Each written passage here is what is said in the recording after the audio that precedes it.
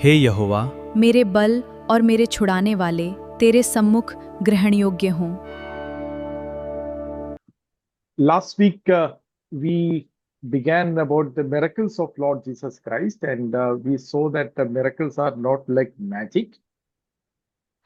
पिछले हफ्ते हमने यीशु मसीह के चमत्कारों के विषय में सोचना आरंभ किया और हमने एक जो पहली बात देखी वो यह कि यीशु मसीह के चमत्कार जो हैं ये बाबाओं के चमत्कार जैसे कोई काम नहीं है। It is blessing the work of our hands when we do it according to the Lord's will. ये एक हमारे पहला जो प्रकार का चमत्कार है वो ये है कि हमारे हाथ के कामों को परमेश्वर ऐसा आशीषित करता है कि हम जितनी फलवंत सोच सकते हैं उससे कई गुना ज्यादा फलवंत कर देता है। And second, when an individual faiths, when community intervenes, Lord multiplies the intervention of the community. और दूसरे प्रकार की चमत्कार हमने देखा कि जब प्रभु के समाज, प्रभु के लोग एक साथ एकत्रित होकर अपनी छोटी छोटी चीजों को लेकर आते हैं तो उसमें प्रभु अपनी चमत्कार को करता है। And finally, when both the individual and the community cannot do anything, the Lord himself intervenes because he never fails. और तीसरे प्रकार की चमत्कार हमने देखा कि जब व्यक्ति अपने हाथ की चीजों को ना दे पाए और समाज, प्रभु के समाज के पास भी कुछ ना हो क्षमता, तब परमेश्वर अपनी तरफ से एक बहुत ही चमत्कारी काम को करता है। So this week we will look at the purpose of the miracles. Why God will do some miracles, or what is the purpose of God blessing us in different aspects of our life. So आज हम लोग देखेंगे कि ये चमत्कार परमेश्वर क्यों देता है और इसका हमारे जीवन के साथ क्या ताल्लुकात है। In James chapter 4 verse 3, James says that you ask and do not receive because you ask amiss that you may spend it on your pleasures.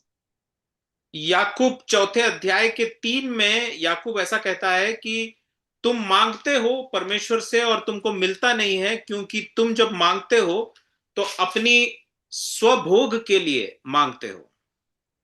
In the initial class, we saw that when Adam sinned, there were 4 types of brokenness that have entered into our life. So जब हमने आदम के पाप के विषय में देखा था तो ये समझा था कि आदम पाप में गिरने पर उसके जीवन में 4 प्रकार की फर्क आ गई। One, his relationship with the God was broken and his relationship with himself has been broken. सबसे पहला था कि परमेश्वर के साथ उसका रिश्ता टूट गया और दूसरा था कि उसके अपने स्वयं के साथ रिश्ता टूट गया। And the relationship with another human being was also broken. And finally, his relationship with the creation was also broken. और तीसरा था कि अपने साथी मनुष्य के साथ का रिश्ता उसका टूट गया और सबसे आखिरी था कि वो प्रकृति जिसको परमेश्वर ने बनाकर इंसान के लिए दिया था उस प्रकृति के साथ का जो संबंध है वो भी मनुष्य का टूट गया पाप के कारण। Now God intervenes in our lives to heal all this brokenness. अब परमेश्वर हमारे जीवन में काम करने को लगता है इन्हीं टूटे हुए हालातों को वापस बनाने के लिए। He will never do anything that will further or that will make this brokenness worse. ये परमेश्वर जो है कभी भी ऐसा काम नहीं करेगा जिससे कि ये जो 4 टूटी हुई हालातें हैं इंसान की पाप के आगमन के बाद उसमें परिस्थितियां और बिगड़ जाएं, ऐसे कोई काम वो नहीं करेगा। So today what we will do is we will first look at in fact there are at least 2 or 3 instances, at least 3 instances where Jesus refused to do miracles. We will look at one of those instances and then we will look at how the Lord has healed each of this brokenness through different miracles. So हम कम से कम जो Bible में 3 घटनाएं हैं जहां पर यीशु मसीह ने चमत्कार करने से मना कर दिया था उसमें से एक घटना को कम से कम हम देखेंगे और उसके बाद हम समझने की कोशिश करेंगे कि ऐसा क्यों हुआ उस समय और फिर देखेंगे कि कैसे उसकी चमत्कार के कारण से ये टूटी हुई 4 परिस्थितियों को वो वापस बनाता है। So the first one all of us know, Matthew chapter 4 verse 3 to 4, Satan came and asked Lord Jesus Christ, if you are the Son of God, convert these stones, command these stones to become bread because you are hungry.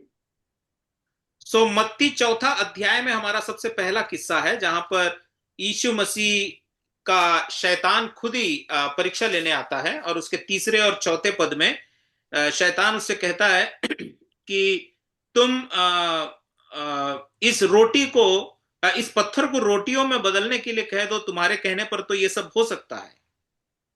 So why did Lord Jesus Christ refuse to do miracles? He himself said those. So we are going to meditate upon that for a few moments, and then we will go and look at why Jesus did miracles. सो इस घटना में यीशु मसीह ने वो चमत्कार करने से क्यों मना कर दिया, इसकी कारण देखेंगे। उसके बाद हम देखेंगे कि बाकी चमत्कारों में प्रभु यीशु मसीह का क्या लक्ष्य था। So let me say like this. In Matthew chapter 7 verse 9, we all know Jesus taught us that if a son asks us for a bread, will the father give him a stone? The obvious answer is no.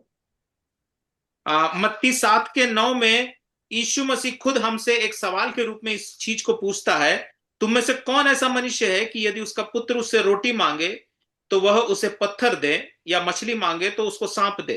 कहने का तात्पर्य, उस सवाल को पूछने का तात्पर्य है कि उत्तर स्वयं उसी सवाल में है कि ऐसा कभी नहीं होता।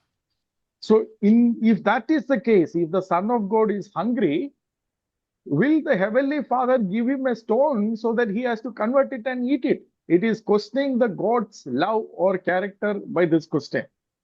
So सवाल यही उठता है कि परमेश्वर का पुत्र जो स्वर्ग से अभी उतरा है उसको भूख लगा है, तो क्या उसका पिता उसको पत्थरों में से रोटी खिलाएगा? ये तो परमेश्वर के प्रेम को ही सवाल करने की बात है।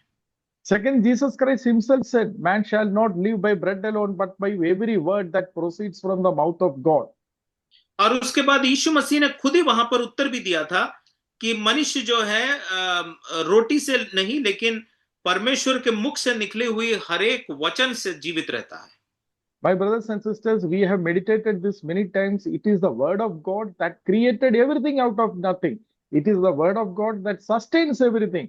If that word of God can sustain our lives even without food, that is possible, because ultimately it is not the food that sustains your life, it is the word of God that sustains your life. और प्यारों, इस बात को हमने बार बार कई बार विचार किया है कि यदि परमेश्वर का वचन है जो सब कुछ को सृष्टि किया है, परमेश्वर के वचन से सब कुछ अस्तित्व में है, तो इसका मतलब हमारे जीवन के लिए रोटी की जरूरत नहीं है। सबसे ज्यादा रोटी से हम जीवित नहीं रहते हैं, बल्कि ये जो स्रोत है जिससे हमको जीवन मिलता है, उसी स्रोत की हमें सबसे ज्यादा जरूरत है। No matter how much ever you eat or whatever you eat, when the Lord calls, the food cannot sustain your life. When the Lord calls you back, you have to go back. Food cannot sustain. Food is just a means by God sustaining your life, but it is ultimately the word of God that sustains our life each and every moment. और हम सबको ये पता है कि भोजन चाहे हम कितना भी अच्छा पौष्टिक खा लें, लेकिन परमेश्वर जिस दिन हमारे जिंदगी के अंत का दिन तय करता है, उस दिन जब वो हमको बुलाता है, तो ये भोजन हमें सुरक्षित करके यहां नहीं रखता है, हमें किसी भी हाल में छोड़ के जाना है। तो ये भोजन जो है बस एक क्षण भर की सुरक्षा जैसा है जो परमेश्वर हमारे लिए इंतजाम किया है, लेकिन इस भोजन से हम जीवित नहीं रहते। Finally, who is the real word of God who has the life in himself? Jesus said that I have life in him myself. John chapter 5 verse 26. Why does Satan, by Satan questioning him on the word of God, whether you need the bread, he is questioning actually whether Jesus has life in himself. No, he has life in himself, and that can sustain without anything. और मत्ती 5:26 में जैसे यीशु मसीह ने कहा था कि मुझ में अपने में जीवन देने की क्षमता है, मैं जीवन का स्रोत हूं, तो यदि वो स्वयं ही सब कुछ का स्रोत है, तो उसको भोजन के द्वारा से उसको तृप्त करके उसको जिंदा रखने की जरूरत परमेश्वर को नहीं है। So ultimately, my brothers and sisters, God will not do anything that questions or that puts a question mark on this character or doubts his character about his goodness and his nature. God will not do. परमेश्वर कभी भी ऐसा कोई काम नहीं करेगा जिससे कि परमेश्वर के चरित्र पर सवाल उठ जाए, परमेश्वर के प्रेम, इंसान के प्रति जो प्रेम है उसके ऊपर सवाल उठने की परिस्थिति आ जाए। Ultimately, God will not do, even in our own case, that which destroys our identity as the image of God. He will never do it. और परमेश्वर कभी भी ऐसा कुछ नहीं करेगा जिसमें हम जो परमेश्वर के स्वरूप में बने हैं, परमेश्वर के स्वरूप की हमारे जीवन में निंदा हो जाए। ऐसा कोई काम परमेश्वर हमारे लिए चमत्कार के रूप में नहीं करेगा।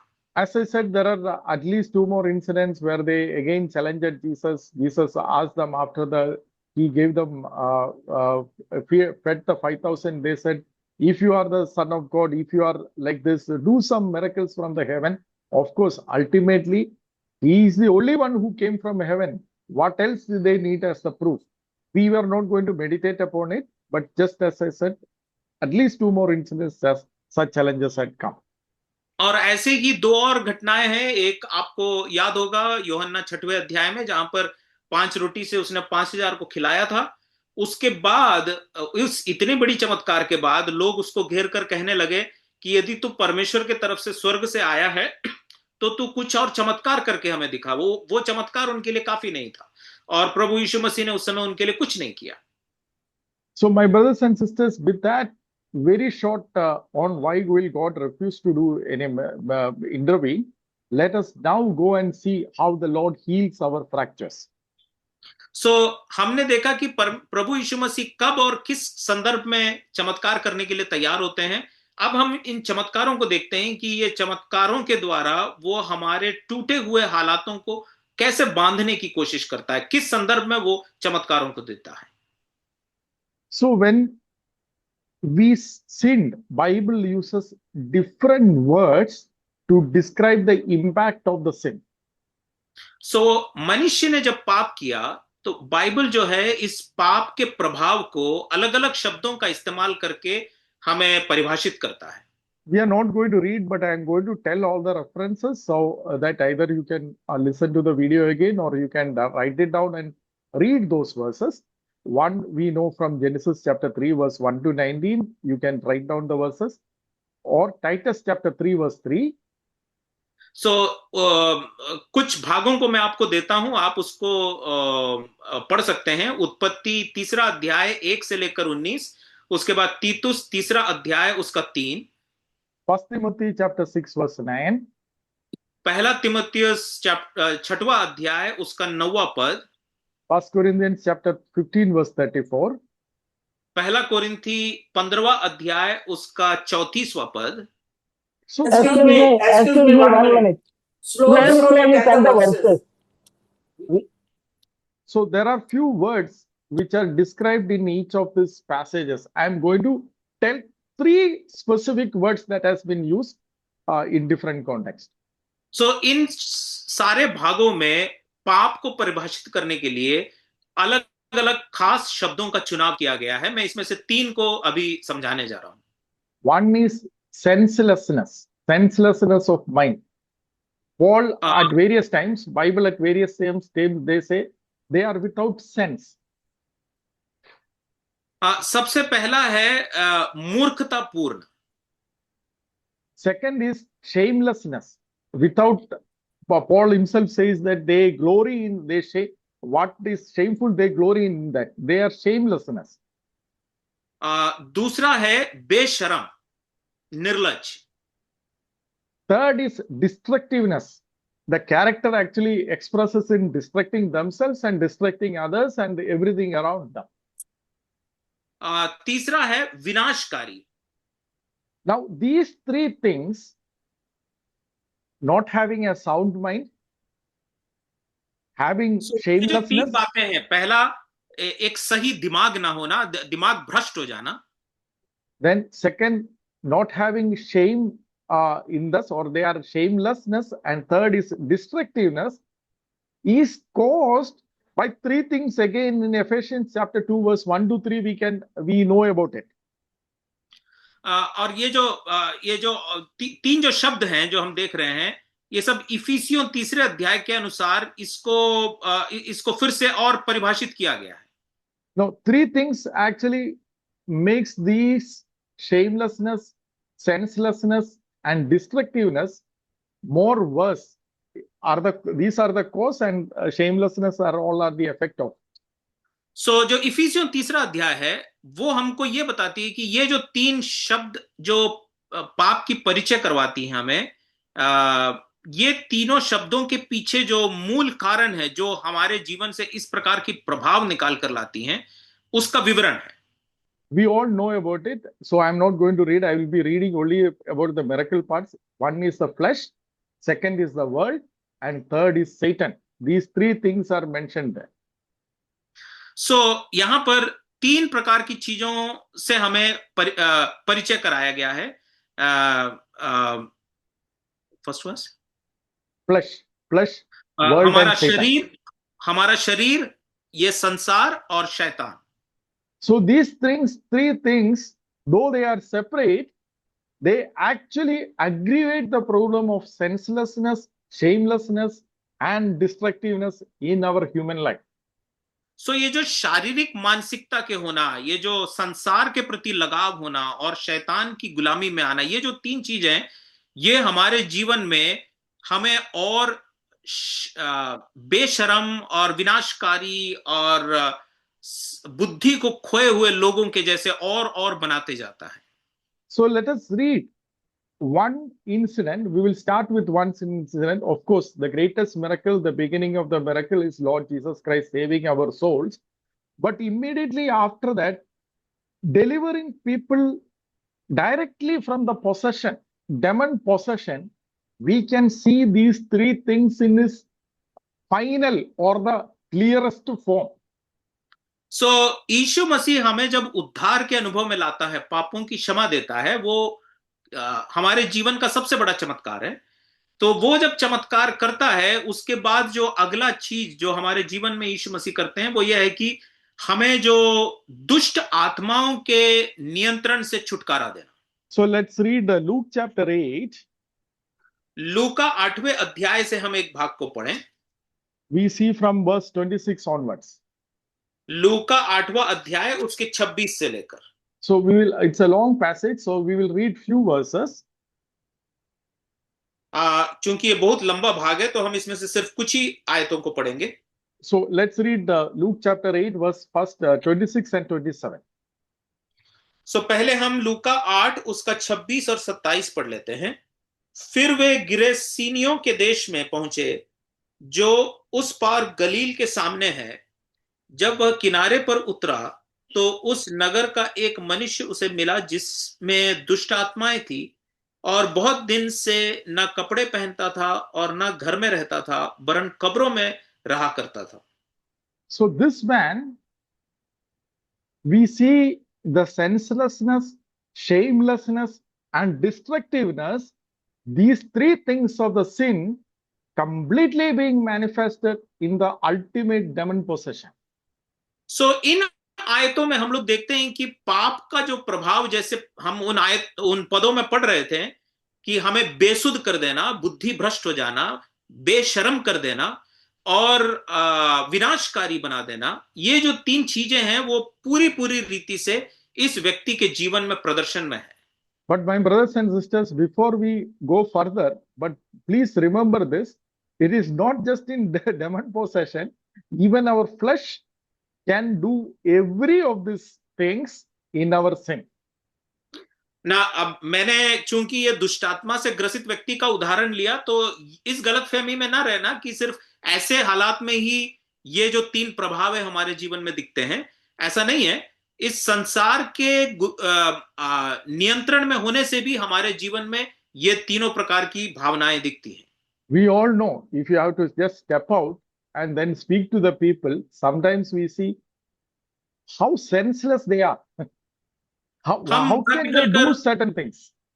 हम बाहर निकलकर लोगों से बात करने लगते हैं, तो कई लोगों की बातचीत सुन के ही हमको बड़ा अचंभा होता है कि इन लोगों का दिमाग में सही चीज बैठ क्यों नहीं पाता है, ये लोग इतने ज्यादा बुद्धि भ्रष्ट कैसे हैं। And second, sometimes we see, when we see around, we see how can people be so shameless? और उसके बाद हम चारों तरफ देखते हैं और हमें आश्चर्य होता है कि लोग इतने ज्यादा बेशरम कैसे हो जाते हैं। And finally, we are also surprised, why do they go on destroying themselves and others? We know from our experience, but remember, these are the effects of sin. We have to have a sympathy for them. और हम उनको देखते हैं कि और अचंभित होते हैं कि कैसे इन लोगों के जीवन में इतना विनाश करने की मानसिकता, अपने आप को और उनके चारों तरफ जो रहते हैं उनको सबको विनाश करने का हालात जो हो गया है, हम लोग अचंभित होते हैं कि ऐसा क्यों हुआ, और हमको ये समझना है कि ये सब पाप के प्रभाव के रूप में उनके जीवन में आया है। See, Jesus Christ came to heal this man, to cast out the demon from this man. And you see what happened immediately after Jesus casted out the demon. Mark chapter 5, verse 15. Let's read that. अब यीशु मसीह वहां पे आए थे इस आदमी को इसकी इसी दुष्ट आत्मा की गुलामी से बचाने के लिए, और हम लोग देखते हैं कि इस आदमी को छुड़ाने के लिए यीशु मसीह ने क्या किया और कैसे वो छूटा। मरकुस 5वें अध्याय के हम 15 से लेकर पढ़ते हैं। We'll just read one verse, 5 verse 15. सो हम जरा मरकुस 5वां अध्याय उसका 15 पढ़ लेते हैं। मरकुस 5 उसका 15। और जो हुआ था, लोग उसे देखने आए और यीशु के पास आकर वे उसको, जिसमें दुष्टात्माएं थी अर्थात जिसमें सेना समाई थी, कपड़े पहने और सचेत बैठे देखकर डर गए। He was sitting, now he has put on the clothes, and Bible says he was sitting with the right mind, sound mind. Apostle Paul later says that God has given us a sound mind. We have to be of sound mind. This is what Lord Jesus Christ, when we are delivered out of the demon, this is what we receive. देखिए, यीशु मसीह जब दुष्ट आत्मा के हाथ से इसको छुड़ाता है तो सबसे पहला प्रभाव वहां इतना स्पष्ट लिखा हुआ है कि वो कह रहा है कि वो अब कपड़े पहना हुआ है और उसका अब सचेत हो गया है, उसकी बुद्धि वापस आ गई है और वो लोग उसको देख रहे हैं। और यही चीज तीमुथियुस की पत्री में पौलुस भी कहता है कि परमेश्वर की आत्मा जिसके जीवन में आई है उसको परमेश्वर ने सचेत कर दिया है, उसको एक सद्बुद्धि मिल गया है। My brothers and sisters, how destructive this man, if you want to know, see, the same demons entered into 2000 swine, and all the swines went and got and destroyed themselves. अब इसके अंदर जो दुष्टात्माएं थे कितनी भयानक थी, इसका विवरण भी हमें इन्हीं भागों में मिलता है जहां पर ये दुष्टात्माएं उन सुअरों के झुंड में चली गई और वो सारे के सारे सुअर पानी में जाकर अपने आप को खत्म कर लिए। Remember, 2000 swine. So how powerful this evil was in this man, and how destructive the Lord Jesus Christ allowed it to enter into the swine to teach us, one, how powerful it was. प्रभु यीशु मसीह ने एक कहानी को क्यों मोड़ दिया कि वो उस सूरों के अंदर उस दुष्टात्माओं को जाने दे दिया, और हम उसको देख रहे हैं कि कितना भयानक प्रभाव निकला कि ये 2000 से ज्यादा सूअर मर गए। तो उसके भी पीछे एक कारण है। And then second, also to tell us that one human life is more important than this all property. He taught us to that. सो हमें वो दो चीजें दिखा रहा है। एक तो वो ये समझा रहा है कि कितनी भयानक शक्ति थी जो इसको जकड़ के रखी हुई थी, और दूसरी बात हमको वो ये बता रहा है कि इन सारे जानवरों से कितना ज्यादा कीमती है एक मनुष्य का प्राण, और इसको छुड़ाने के लिए जो जरूरी है वो करना ज्यादा गंभीर है।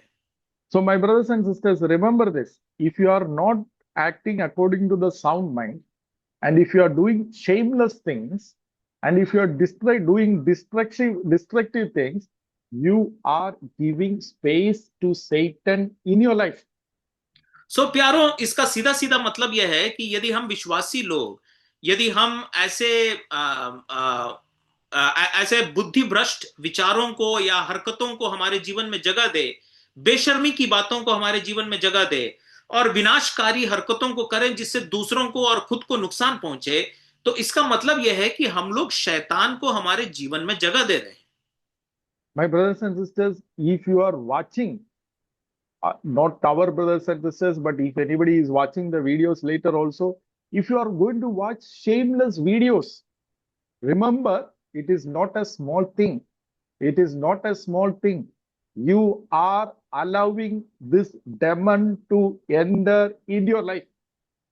सो प्यारों, हर एक जो आगे जाकर इस वीडियो को सुनने वाले उन सब के लिए है ये कि यदि आप लोग अपने समय को ऐसी चीजों को देखने, ऐसी वीडियो को देखने में व्यर्थ करेंगे जो अश्लीलता से भरा हुआ है, जो बेशर्मी से भरा हुआ है, तो आप अपने आप को जो नुकसान पहुंचा रहे हैं उसकी समझ होना बहुत जरूरी है। और ये सीधा सीधा शैतान को अपने जीवन में जगह देने की बात है। So God has delivered us from this. That is a miracle that has happened in our life and which is very visible in the life of this demon possessed man. So first restoration Lord does is that he connected back to God and he restored ourselves to us. सो हम जब उद्धार के अनुभव में आए, सबसे पहला चमत्कार हुआ, हमें परमेश्वर के साथ एक नया एक संबंध, टूटा हुआ संबंध को वापस जोड़ दिया गया। और दूसरी बात यह है कि हमारे अंदर से दुष्ट आत्माओं के प्रभाव को ऐसा निकाल के फेंका कि हमारे अपने स्वयं के साथ जो टूटा हुआ रिश्ता है, जिसके कारण हम बेशरम और निर्बुद्धि और अहंकारी और ये सब हो गए थे, उसमें से छूटने का एक नया एक तरकीब निकाला। And finally, what did Lord Jesus Christ do in this life of this man? He said, go back into your community, go back to your people and say what the Lord has done to you. और ये सब करने के बाद यीशु मसीह ने इस आदमी को क्या आज्ञा दी? उसने कहा कि तू जा, वापस अपनी समाज में जा, अपने लोगों के बीच में जा, उनको देखने दे तेरे साथ क्या हुआ, और तू जाकर उनको बता कि परमेश्वर ने तेरे जीवन में कितने बड़े चमत्कार किए हैं। Oh, Jesus Christ commissioned him as a priest and a king to his community. सो देखिए, परमेश्वर ने उसको एक नया जिम्मेदारी के साथ अभिषेक किया कि तू अब तेरे लोगों के बीच में मेरा गवाह बनेगा। तू वहां पर एक याजक के रूप में उनके बीच में मध्यस्थता करेगा परमेश्वर के साथ, और तू उनके सामने मेरे तरफ से एक गवाह बनकर खड़ा होगा। Previously, he had no connection to the community. Now God has restored him back to the community as well. सो देखिए, यीशु मसीह से मिलने से पहले इस आदमी का समाज के साथ कोई संबंध नहीं था, ये कब्रों में रहता था। और यीशु मसीह से मिलने के बाद तीसरा परिवर्तन जो उसके जीवन में हुआ कि उसको परमेश्वर ने वापस समाज के साथ एक संबंध में जोड़ा, और वो समाज के अंदर एक अच्छी प्रभाव लाने वाला व्यक्ति बन सकता है। So what happened to this demon possession man has happened to us also in our lives.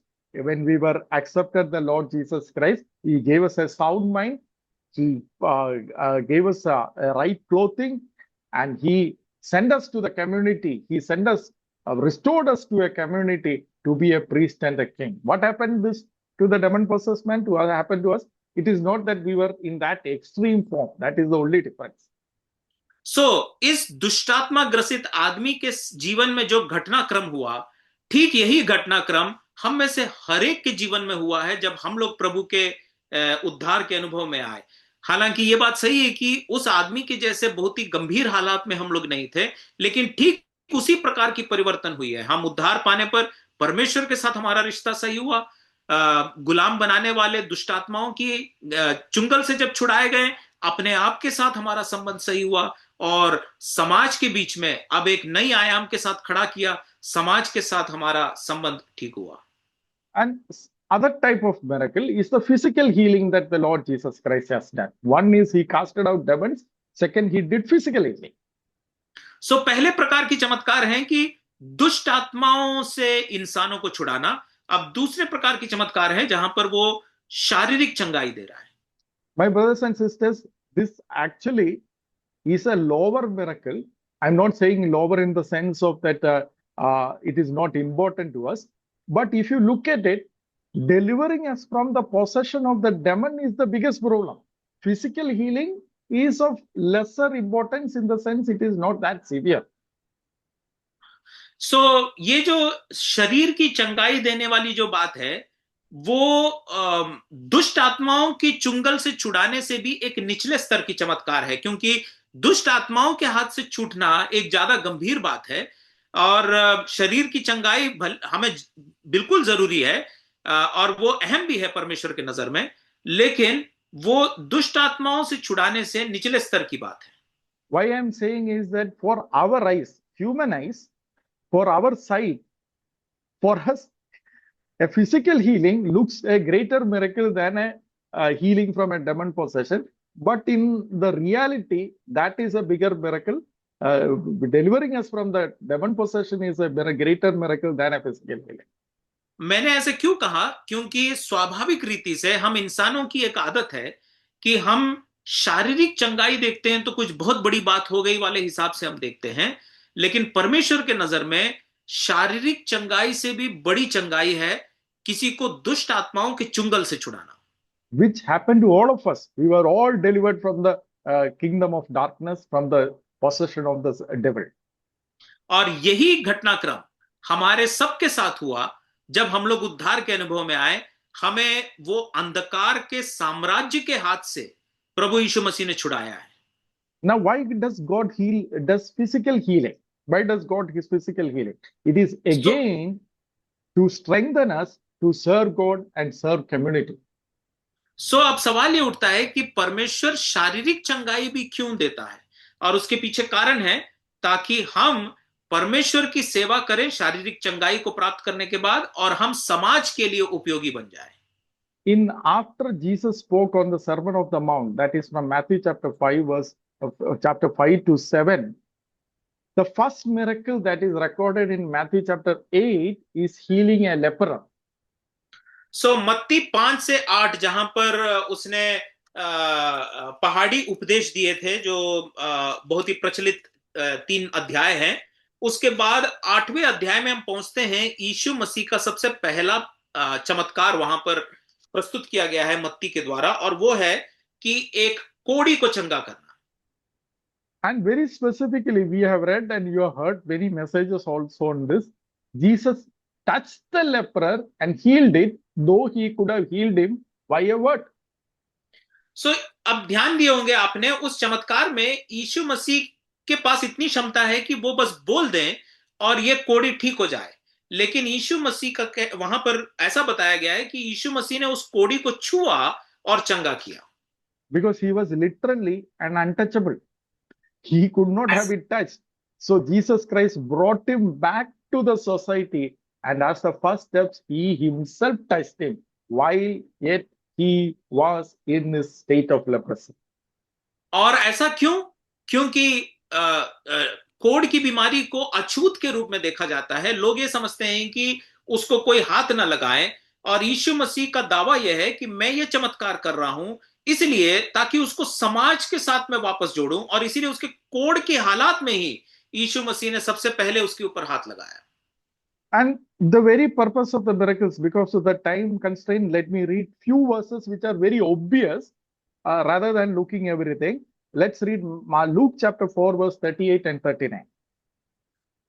पूरी बातों को तो हम नहीं देख पाएंगे, लेकिन हम कुछ आयतों को पढ़ लें। लूका 4 उसका 38 और 39। लूका 4 अध्याय उसका 38 और 39। वह आराधनालय में से उठकर शिमोन के घर में गया, और शिमोन की सास को ज्वर चढ़ा हुआ था, और उन्होंने उसके लिए उससे विनती की। उसने उसके निकट खड़े होकर ज्वर को डांटा, और वह उस पर से उतर गया, और वह तुरंत उठकर उनकी सेवा टहल करने लगी। Immediately after she was healed, she served the Lord. So we should pray for our physical healing, physical strength, for one reason, to serve the Lord and to serve his people and to serve our own. That is why the Lord wants us to have strength, not for to spend it on our pleasures, but the reason why he healed is the reason that he has given us health, and the reason why we should pray for healing also.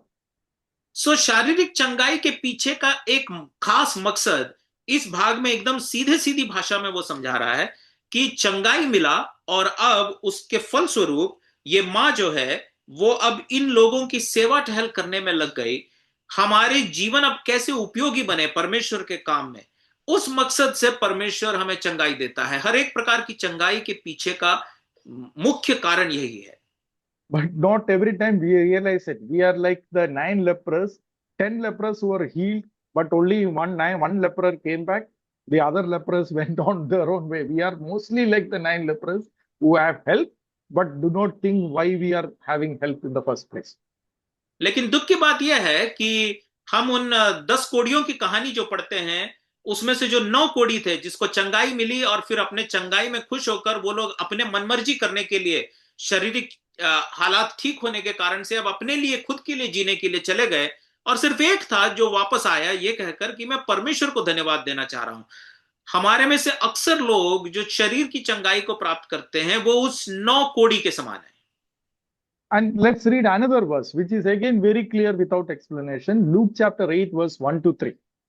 Again, look physical healing is mentioned here, along with look look का deliverance 8वें from the अध्याय devil.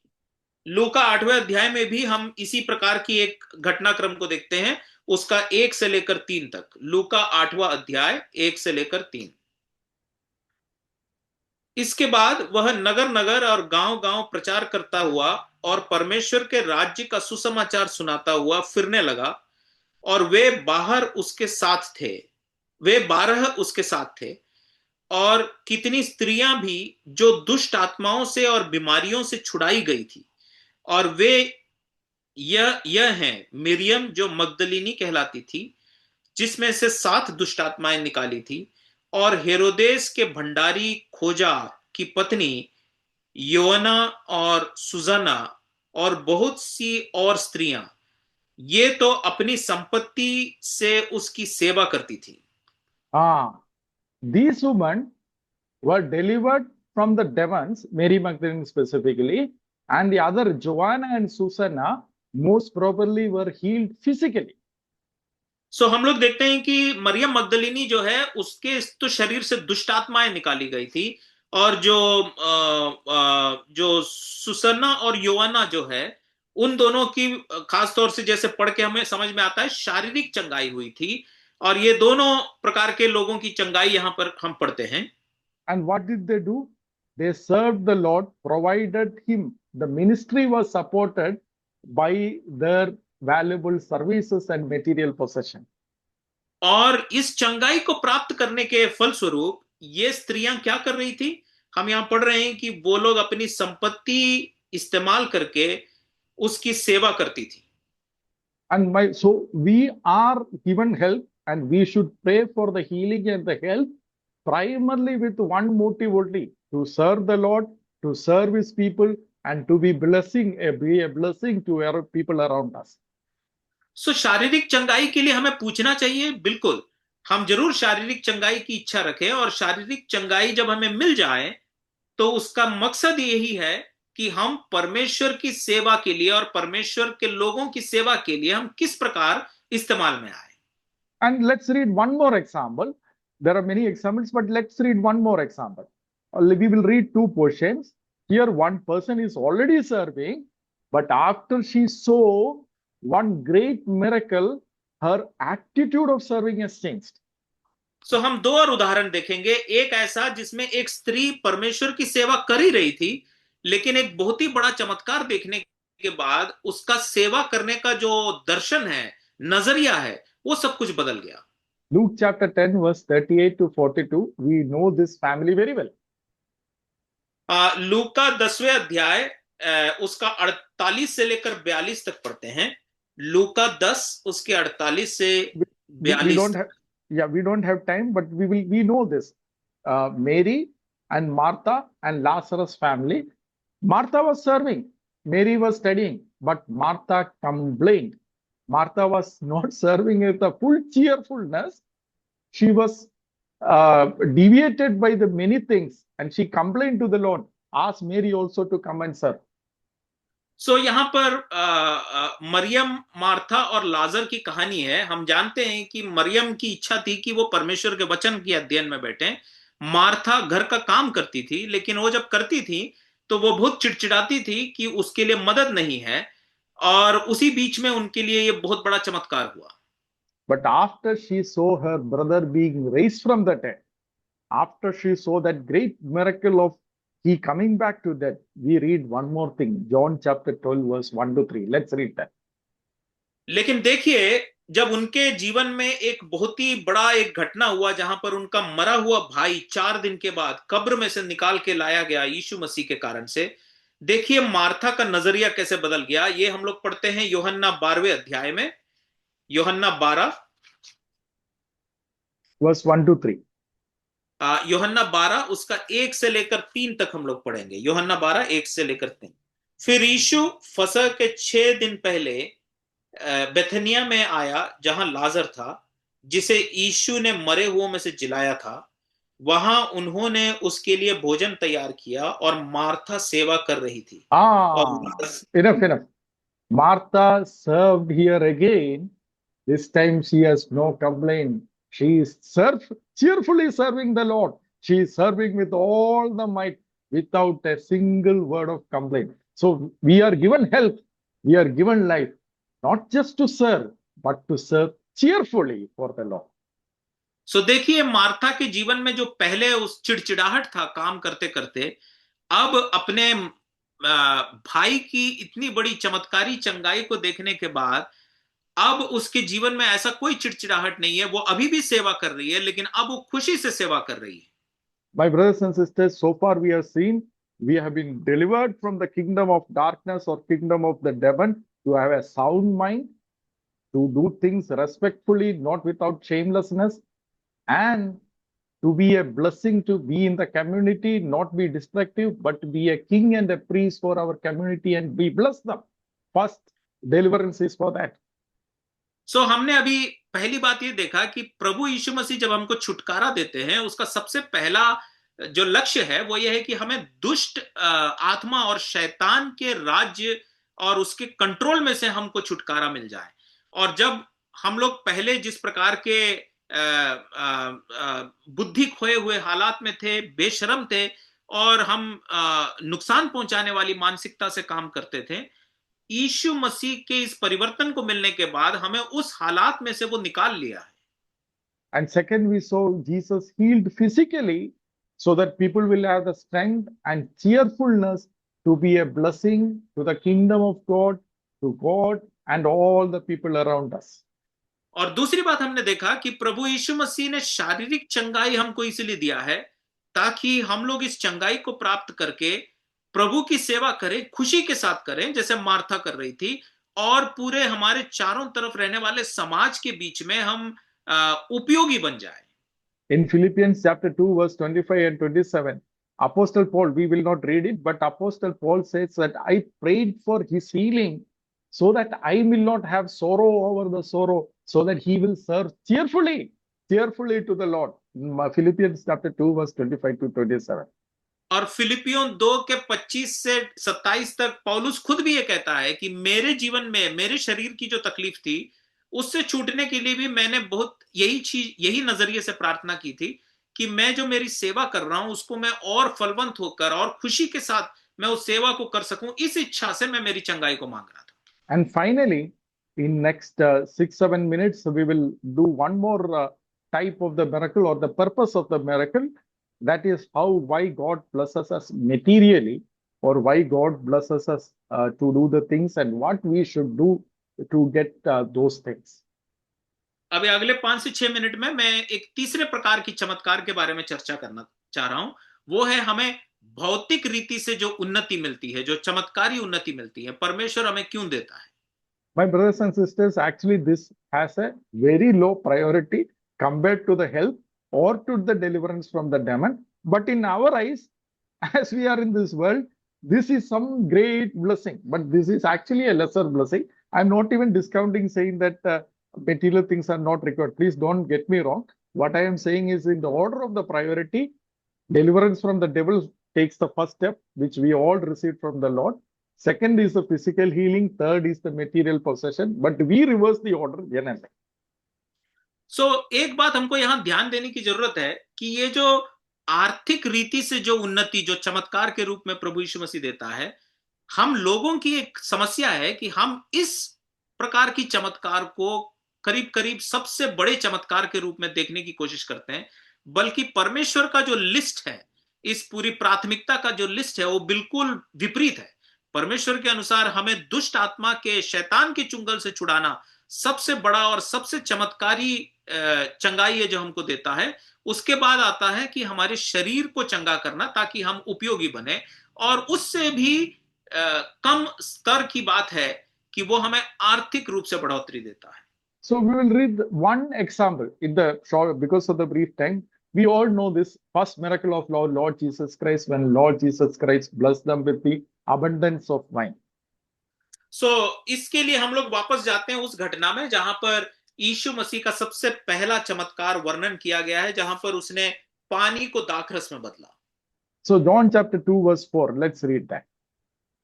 यूहन्ना दूसरा अध्याय उसका चौथा पद हम पढ़ेंगे पहले। यूहन्ना 2 उसका चौथा। यीशु ने उससे कहा, हे महिला, मुझे तुझसे क्या काम, अभी मेरा समय नहीं आया। So it sounds very strange. Jesus Christ was asked for to help something in the material thing. He is not immediately doing it. He is not immediately that very specific minute, he is not doing it. सो ये बड़ा अजीब सा एक घटनाक्रम है जहां पर यीशु मसीह से किसी ने पूछा है कि एक आर्थिक रूप से, एक भौतिक रूप से कोई एक चमत्कार अभी कर दीजिए, बहुत जरूरी है। लेकिन यीशु मसीह का उत्तर उसके लिए यह है कि मेरा अभी समय नहीं आया है, उसको कोई रुचि नहीं दिख रहा है इस काम को करने के लिए। But what did Mary say to the servants? Do whatever he says to you. लेकिन मरियम ने उन नौकरों को जाकर क्या आज्ञा दी? उसने कहा कि जो कुछ ये यीशु तुमसे बोलेगा तुम वो कर देना। How did Mary learn this? Maryam को ये कैसे पता चला कि मुझे अभी ये करना चाहिए? You go back and read Luke chapter 2, when from the time that Jesus was born, and Luke chapter Luke chapter 2 verse 51, 2 verse 19, 2 verse 51. We will not have the time to read. It says, Mary kept all these things in her heart and she pondered over it.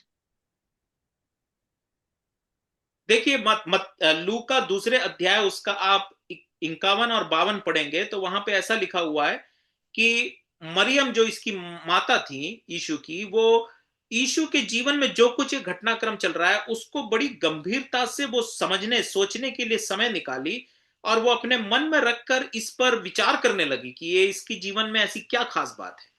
So after she meditated upon the Lord's life and whatever he did for 30 years, she knows he will do it at the right time, but you have to be patiently sitting at his feet and doing whatever task he has given it. So ये जो 30 साल उसने यीशु को देखा है कि यीशु कैसे अपनी हरकतों को करते हैं और कब कैसी चुनाव करते हैं, उसको परख कर समझने के कारण से मरियम को पता है कि मुझे थोड़ा धैर्य रखकर इसके पास ऐसा इंतजार करना होगा, ये ठीक समय पर किसी भी हाल में जो जरूरी है उसको वो कर देगा। But my brothers and sisters, we are not patient enough most of the time. We want it immediately and we want to do it on our own way. लेकिन दुख की बात यह है कि हम जो लोग हैं हमारे पास धैर्य या सब्र जो है वो आसानी से नहीं आता है। हम लोग बहुत जल्दी सब्र खो जाते हैं और इसीलिए हम चाहते हैं कि चीजें हमने जो समय सोचा है उस समय के अंदर हमारे लिए हो जाए। And why does God gives us this blessing? Whenever he gives us this blessing, it is again to share with all the people around it, as we read it in Deuteronomy chapter 10 and Deuteronomy chapter 24. और ये जो भौतिक आर्थिक जो आशीष जो चमत्कार है वो यीशु मसीह क्यों हमारे लिए करता है? जैसे व्यवस्था विवरण 10वें अध्याय में लिखा हुआ है, ठीक वैसे ही उसी क्रम के अनुसार, ताकि ये जो हमें उपलब्धि हुई है, ये जो चमत्कार हुआ है, वो हम सब लोगों के फायदे के लिए इस्तेमाल में लाए। My brothers and sisters, as James said, when we ask, let us ask according to God's will. सो इसीलिए जैसे याकूब ने हमें अपने पत्री में याद दिलाया है कि जब हम परमेश्वर से मांगते हैं, परमेश्वर की इच्छा के अनुसार मांगने की आदत डालें। God saved us to have a sound mind, to live a respectful life, and to be a blessing to others. He gave us help to serve him cheerfully, and we should ask for it to serve him cheerfully. And finally, he will bless us materially so that we can use it for the kingdom. These should be the purposes for asking these miracles in our life. सो परमेश्वर हमारे जीवन में चमत्कार करता है। वो चमत्कार इसीलिए करता है कि हम उस अंधकार की गुलामी से जो बेशर्मी आ गई थी उसमें से मुक्त हो, हम उसके कारण से आई हुई जो निर्बुद्धि हालात है उसमें से छूट जाएं, हम जो विनाशकारी मानसिकता है उसमें से छूट जाएं। ये सब छूटकर हम लोगों के जीवन में एक फायदा पहुंचाने वाले एक व्यक्ति के रूप में बन जाए, हम बहुतों के जीवन को फायदा पहुंचाने वाले एक व्यक्ति बने। और इसीलिए ही वो हमें आर्थिक चमत्कार भी देता है, ताकि So हम ये समझें कि कैसे इसको इस्तेमाल करना है। So, my brothers and sisters, there are many more miracles where we can meditate, but I hope that we got the essence of what we are trying to say. हमें और बहुत सारी ऐसे चमत्कारों को डिटेल में वर्णन कर सकते हैं, लेकिन आपने समझ लिया होगा कि ये जो इतनी जो चमत्कारों का मैंने विवरण दिया, उसका सार क्या है। So, first, last week we read about the channels of blessing, how the Lord blesses the work of our hands, the Lord blesses the intervention of the community, and when both fails, Lord directly intervenes in the situation. सो पिछले हफ्ते हमने पढ़ा कि परमेश्वर की चमत्कार किस प्रकार की होती हैं। वो इंसान के हाथ में जो उपलब्ध है उसको इस्तेमाल करके बढ़ोतरी देता है, या फिर जो मसीही समाज के लोग अपनी छोटी छोटी चीजों को जो लेकर आएंगे उसमें अपनी बढ़ोतरी देखकर बहुतों के लिए फायदे का पहुंचा सकता है। या फिर जब ये दोनों परिस्थितियां ना हो, इंसान के पास कोई मदद ना हो, तो परमेश्वर खुद ही अपने तरफ से चमत्कार करके इंसानों के लिए फायदे की हालात देता है। And this week we meditated upon the purposes of these miracles in our life. और इस हफ्ते हमने देखा कि इन चमत्कारों को देने के पीछे का मकसद क्या है। And next week we will look at the parables of Jesus Christ. We'll try to complete parable in 2 sessions. We'll look at the parables of Jesus Christ, where all these truths, what we have said about the kingdom of God and everything that we need to do, is beautifully taught by our Lord Jesus Christ himself. अब अगले 2 हफ्ते हम यीशु मसीह की जो दृष्टांत है, जो यीशु मसीह ने कहे थे, उनमें से हम कुछ बातों को देखेंगे और हम देखेंगे कि कैसे इन चमत्कारों के विषय में हमने जो अध्ययन किया है, ठीक उसी को इतनी सुंदर रीति से पूरा करने के लिए उसने इन दृष्टांतों को बताया था। May the Lord bless us all of us. प्रभु हमें आशीषित करें। हे यहोवा, मेरे बल और मेरे छुड़ाने वाले तेरे सम्मुख ग्रहण योग्य हों।